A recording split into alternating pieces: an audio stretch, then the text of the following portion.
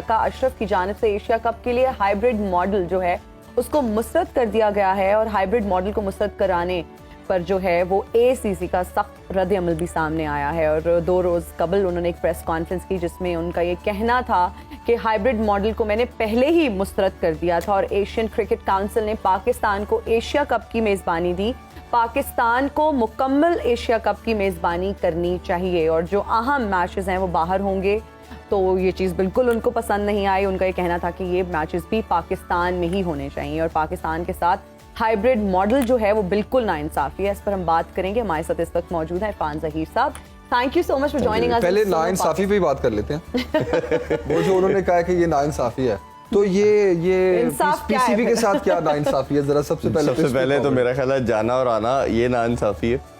और दूसरी जो स्टेटमेंट ये हिना आपने बात की, ये एक खाम ख्याली तो हो सकती है, अब एक उनकी सोच तो हो सकती है, बट इम्प्लीमेंटेशन इसका करना अब रादर इम्पॉसिबल है क्योंकि ये बोर्ड के डिसीजन होते हैं, किसी इंडिविजुअल के नहीं होते कि आपको अच्छा नहीं लगता तो मैं नहीं अब मानता। और आपके जो भी लेट्स सपोज आपने गवर्नमेंट लेवल पे भी देखा होगा, एक पीएम जो कॉन्ट्रैक्ट कर जाता है, जो टीटी साइन हो जाते हैं आपके, ये नहीं होता कि दूसरा आता है कहता मैं नहीं मानता। एग्जैक्टली उसको ये जरूर अपनी ओपिनियन दे सकता है कि जी मुझे इस पे रिजर्वेशन है या इसमें मैं ऐसे चाहता, मैं अगर होता तो, बट ये नहीं हो सकता कि आप एक साइन कर लें और सारा कुछ हो जाए, स्केड्यूल अनाउंस हो जाए और अब आप कहें जी मैं तो इसके हक में ही नहीं था। हम नहीं मानते, अब तो मानना पड़ेगा। और दूसरा ये कि आपका अब 11th वर्ल्ड कप है, एशिया कप है, अब इन चीज़ों के ऊपर आप बात करें। अब होता क्या है कि आप अपना फेम गेन करने के लिए जब तक अगेंस्ट नहीं जाएंगे, कॉन्ट्री बात नहीं करेंगे, आप समझते हैं कि शायद मुझे वो लाइमलाइट में मैं नहीं आऊंगा, तो आने के लिए कंट्रोवर्सी पाकिस्तान में क्रिएट करना वैसे ही हमारा। आज ये अच्छी बात की आपने और ये बात करते हुए जो आप मुस्कुराए हैं ना, मैं पहुंच गया हूँ आप क्या कहना चाह रहे हैं? हाँ, तो वो आप इस तरह की स्टेटमेंट देके मेरा ख्याल है वो पाकिस्तान की जगह सही आप कराते हैं। इस तरह आपको खुद चाहिए कि आप इतना बड़ा डेजिग्नेशन आपको मिलने जा रहा है। पहले भी हमने काफ़ी बात की थी कि हमें लगता था कि सेठी साहब इज़ इन सेफ हैंड। सेठी साहब भी बड़े कॉन्फिडेंट थे कि अभी 2-3 मंथ की बात है, शायद ये मुझे नहीं छेड़ेंगे और मेरा ये टेन्योर चलेगा, और चलना चाहिए भी था। बट होता क्या, टिट फॉर टैट वाली गेम है।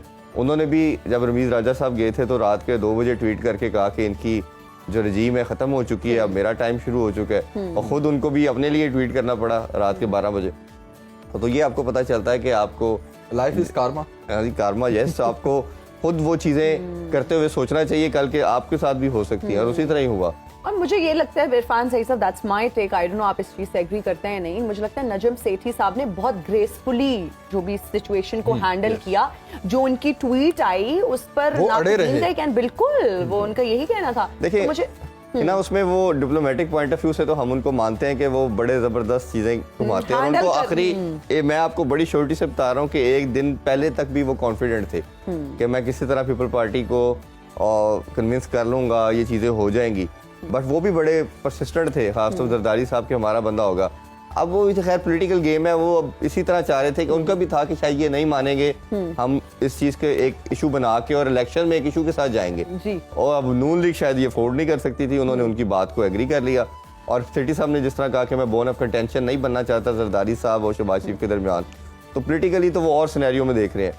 बट इसका नुकसान eventually end of the day cricket को होगा कि आप अपनी एक गेम, जो एक ही गेम आपकी इस तरफ फ्लरिश कर रही है या बेहतर चल रही है और एक प्रॉफिटेबल इंस्टीट्यूट है, आप उसके साथ भी कर रहे हो। अभी एक और आपको मैं बताता चलूँ, ये इशू अभी इधर खत्म नहीं होने लगा क्योंकि सेठी साहब ने आपने सुना होगा कि लास्ट डे जाते हुए बोर्ड ऑफ गवर्नर्स की तैनाती कर दी थी। अब उसके ऊपर बड़ी मीडिया में बात होना शुरू होगी कि ये तो कर ही नहीं सकते। उन्होंने फिर वो क्लॉज जो थी वो कॉन्स्टिट्यूशन की शेयर कर दी कि ये देखे इस बेस पे मैंने किया और ये मेरा कॉन्स्टिट्यूशनल राइट था।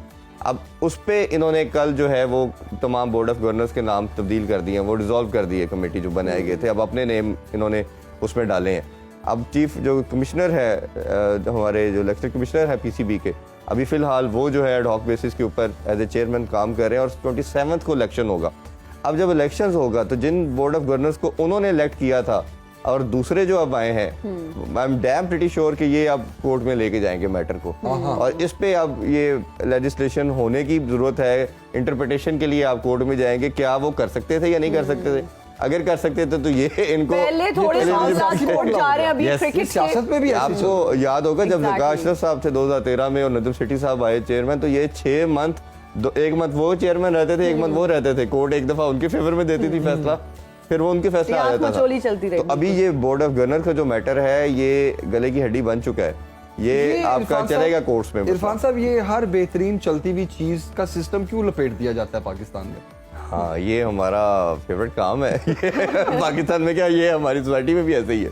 अनफॉर्चुनेटली हम डेफिशिएंसीज और लूप होल की तरफ ज्यादा जाते हैं, हम पॉजिटिव चीज़ों को फॉलो नहीं करते। आप जनरली देख लें ना, अपने घरों के अंदर, ऑफिस के अंदर देख लें कि हम इन चीज़ों की तरफ, किसी के अंदर कोई डेफिशिएंसी है तो हम उसको लूप होल को फौरन पकड़ने की कोशिश करेंगे, रादर दैन कि अगर उसके अंदर 100 चाहिए, 99 चाहिए, उसको छोड़ देंगे, एक जो उसने मिस्टेक की है उसी को पकड़ के पकड़ेंगे। अच्छा, तो ये इसीलिए ये हमारे मुल्क का बिल्कुल अलमिया है। अच्छा, ऐसा कौम ही हम इस तरफ लगे हुए कि हमें नेगेटिविटी ज्यादा नजर आती है और पॉजिटिविटी हमारे यहाँ बिकती भी नेगेटिविटी ज्यादा है। हमें इस चीज को भी मानना चाहिए। हमारे यहाँ ड्रामा, नेगेटिविटी, अगर आप किसी को क्रिटिसाइज लड़ाई झगड़ा, टॉक शोज की आजकल अगर हम बात कर लें, नो ऑफेंस, ऐसे भी टॉक शोज हैं जिसमें एक दूसरे को बस ब्लेम गेम, उसमें भी नोक-झोंक, जिसमें लड़ाई हो रही हो, वो आप टिके रहेंगे, आप देखेंगे कि कहां तक ये मामला जाता है। वो देखे ना, वो कहते हैं ना कि दुनिया सारी में जो एंटरटेनमेंट है वो ज्यादा देखी जाती है, न्यूज जो है वो 5 to 10% देखी जाती है। exactly. पाकिस्तान उल्टा है, इधर 90% जो एंटरटेनमेंट को न्यूज के अंदर या आप करंट अफेयर कह लें उसके अंदर एज एंटरटेनमेंट समझा जाता है,